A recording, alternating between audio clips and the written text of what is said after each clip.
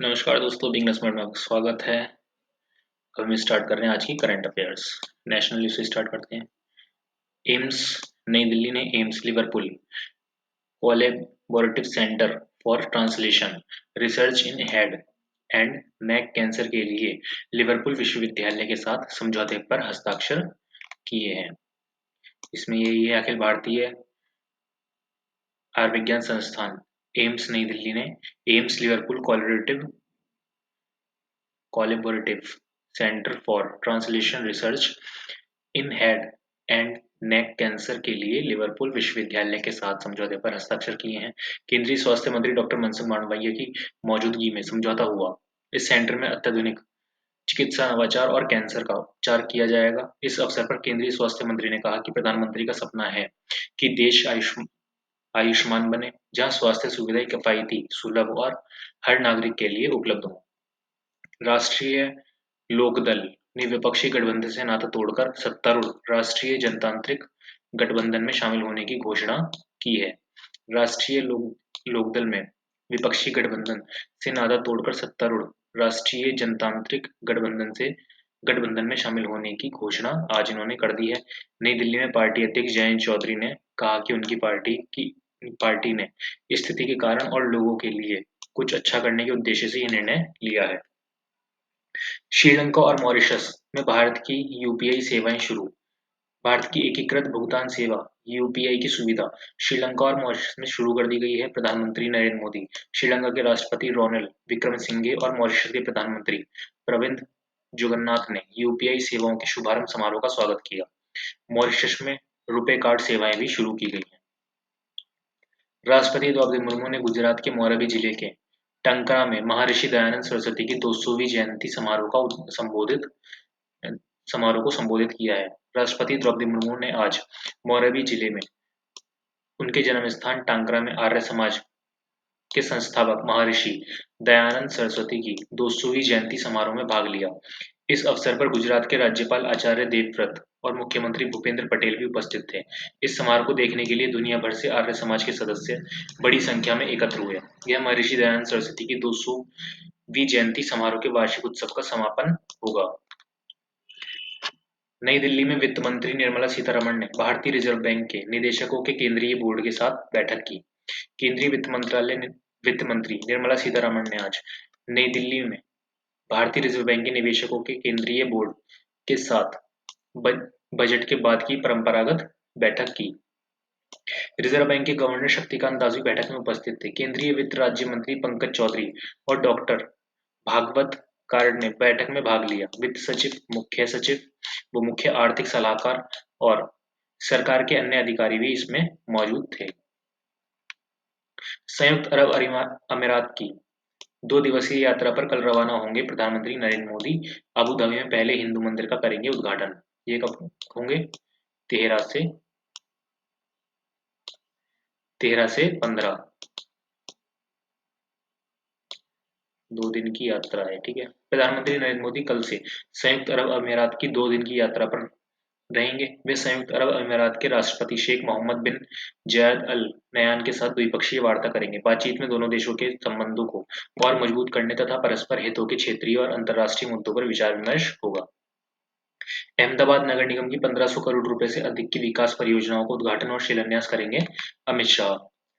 केंद्रीय गृह मंत्री अमित शाह आज अहमदाबाद में अहमदाबाद नगर निगम की 1500 करोड़ रुपए से अधिक की विभिन्न विकास परियोजनाओं का उद्घाटन और शिलान्यास करेंगे।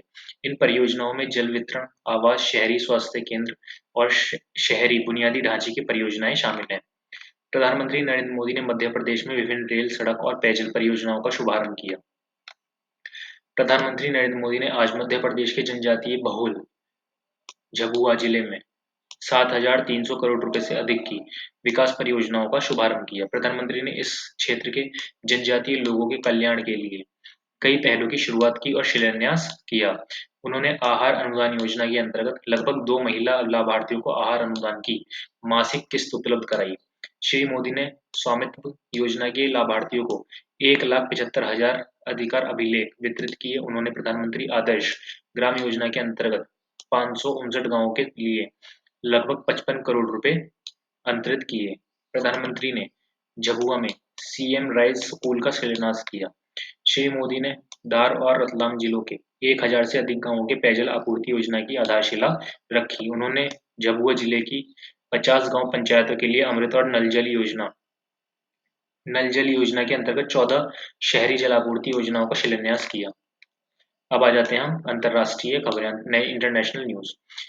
इसराइल ने मिस्र सीमा से लगे रफा पर हमले के दौरान अपने 2 बंधकों को छुड़ाया। इसराइल ने कहा कि मिस्र की सीमा से लगे रफा पर हमले के दौरान उसने अपने 2 बंधकों को छुड़ा लिया है।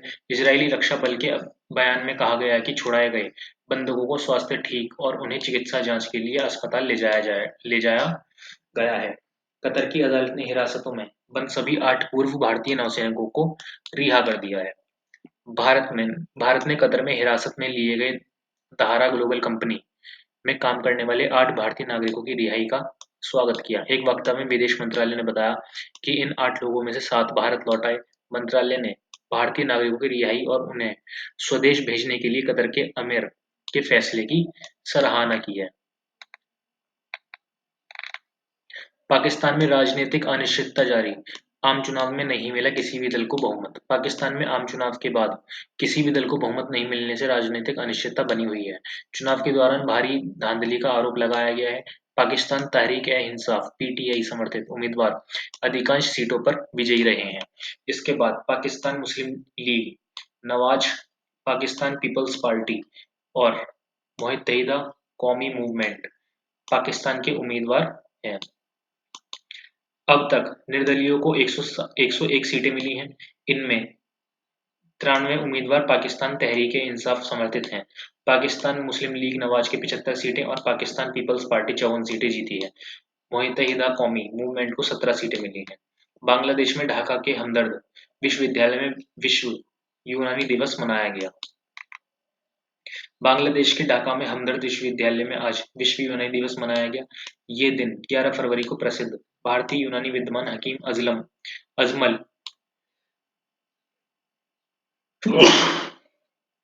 अजमल खान की जयंती के अवसर पर मनाया जाता है।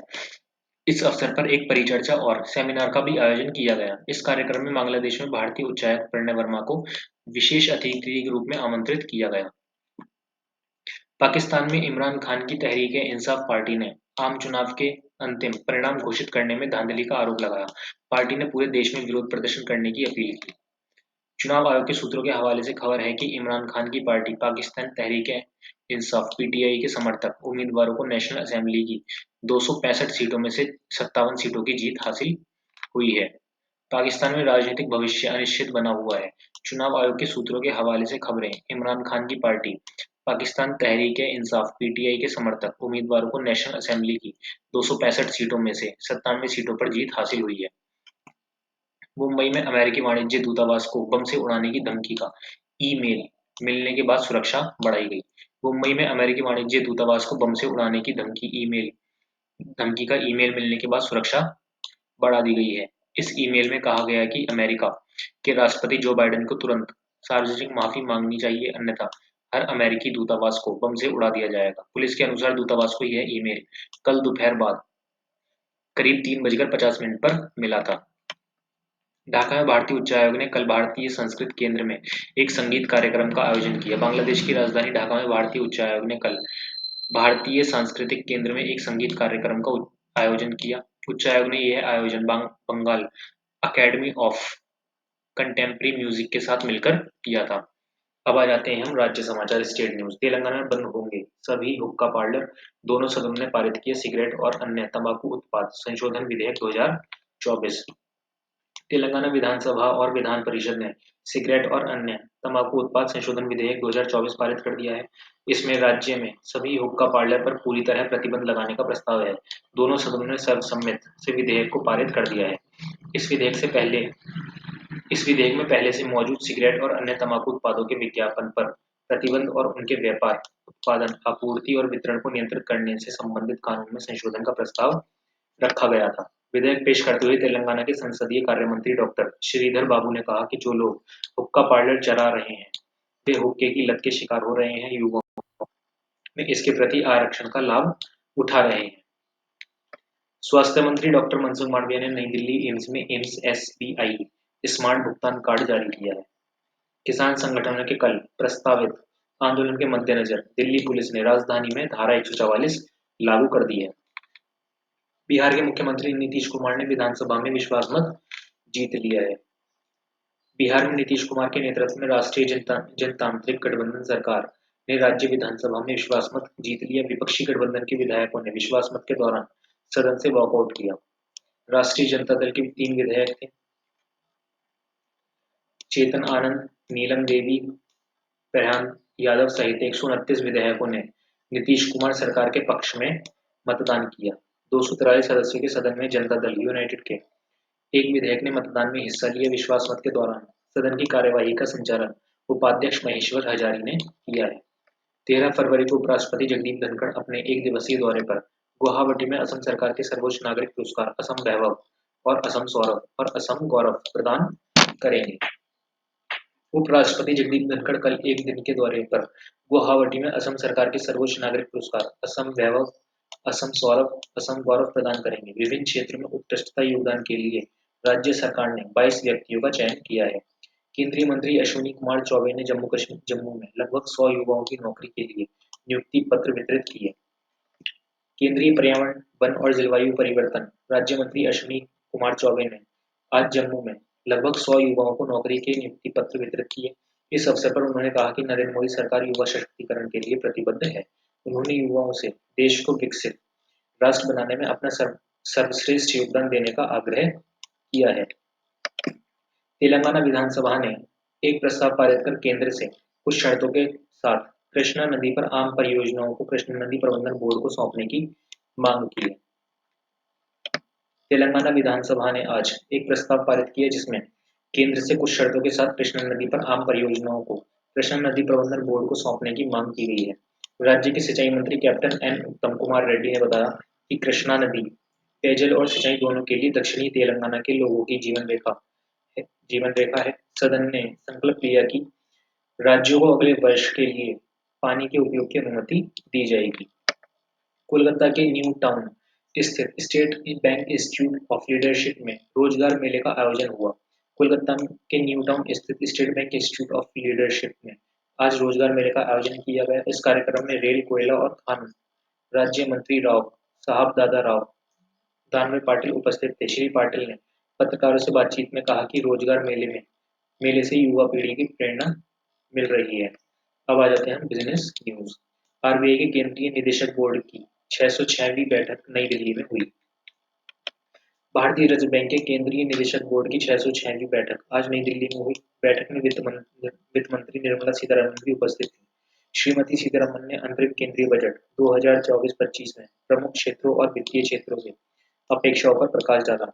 बोर्ड ने भू राजनीतिक विकास और वैश्विक वित्तीय बाजार की अस्थिरता से उत्पन्न चुनौतियों सहित वैश्विक और घरेलू आर्थिक स्थिति और दृष्टिकोण की भी समीक्षा की है। देश का औद्योगिक उत्पादन से दिसंबर 2023 में 3.8% बढ़ा। देश का औद्योगिक उत्पादन दिसंबर 2023 में 3.8% बढ़ा, जबकि पिछले महीने में नवंबर में 2.4% की वृद्धि हुई थी। औद्योगिक उत्पादन सूचकांक पर मापा जाने वाला देश का औद्योगिक उत्पादन दिसंबर 2022 में 5.1 की प्रतिशत दर से बढ़ा था। देश में इस वर्ष जनवरी महीने में खुदरा मुद्रास्फीति की दर घटकर 3 महीने के न्यूनतम स्तर 5.1% पर आई है। देश में इस वर्ष जनवरी महीने में खुदरा मुद्रास्फीति की दर घटकर 3 महीने के न्यूनतम स्तर 5.1% पर आ गई। मुख्य रूप से खाद्य पदार्थों के दाम घटने से यह कमी आई। उपभोक्ता मूल्य सूचकांक सीपीआई पर आधारित मुद्रास्फीति की दर पिछले वर्ष जनवरी में 6.52% और दिसंबर में 5.69% दर्ज हुई थी। चालू वित्त वर्ष में प्रत्यक्ष कर का शुद्ध संग्रह पिछले साल की तुलना में करीब 20% की बढ़ोतरी। देश में चालू वित्त वर्ष में अब तक प्रत्यक्ष कर का शुद्ध संग्रह पिछले साल की समान अवधि की तुलना में 20% बढ़कर 15,60,000 करोड़ रुपए हो गया। वित्त मंत्रालय ने कहा कि अब तक का कर संग्रह वित्त वर्ष 2023-24 में प्रत्यक्ष करों के संशोधित अनुमानों का लगभग 80.23% है। मंत्रालय ने कहा कि प्रत्यक्ष करों के संग्रह के आंकड़ों में लगातार बढ़ोतरी दर्ज की जा रही है। आरबीआई ने आंकड़ों के आरबीआई ने बैंकों के गैर कार्यकारी निदेशकों को दिए जाने वाले शुल्क की सीमा वर्तमान में 20 लाख रुपए प्रति वर्ष से बढ़ाकर 30 लाख रुपए प्रति वर्ष कर दी है। भारतीय रिजर्व बैंक ने बैंकों के गैर कार्यकारी निदेशकों को दिए जाने वाले शुल्क की सीमा वर्तमान के 20 लाख रुपए प्रति वर्ष से बढ़ाकर 30 लाख रुपए प्रति वर्ष कर दी। यह शुल्क संशोधन भारतीय रिजर्व बैंक द्वारा बैंकों के निदेशकों के लिए नए दिशा निर्देशों के लाए जाने के 2 वर्ष बाद किया गया है। रिजर्व बैंक का कहना है कि बैंकों के बोर्ड में गैर कार्यकारी कामों के महत्व को देखते हुए यह शुल्क संशोधन किया गया है ताकि कॉर्पोरेट गवर्नमेंट को और सशक्त बनाया जा सके। कर्मचारी भविष्य निधि संगठन ने वर्ष 23-24 के लिए ब्याज दर बढ़ाकर 8.25% की है। कर्मचारी भविष्य निधि संगठन ने वित्त वर्ष 23-24 के लिए कर्मचारियों की जमा राशि पर 8.25% की दर से ब्याज देने का निर्णय लिया है। संगठन के केंद्रीय न्यासी बोर्ड की आज नई दिल्ली में हुई बैठक में यह फैसला लिया गया। श्रम और रोजगार मंत्री भूपेंद्र यादव ने सोशल मीडिया पोस्ट में कहा कि यह कार्यबलों की सामाजिक सुरक्षा मजबूत करने की प्रधानमंत्री नरेंद्र मोदी की गारंटी की दिशा में एक कदम है। ठीक है, यहाँ पर हो जाते हैं करंट अफेयर समाप्त।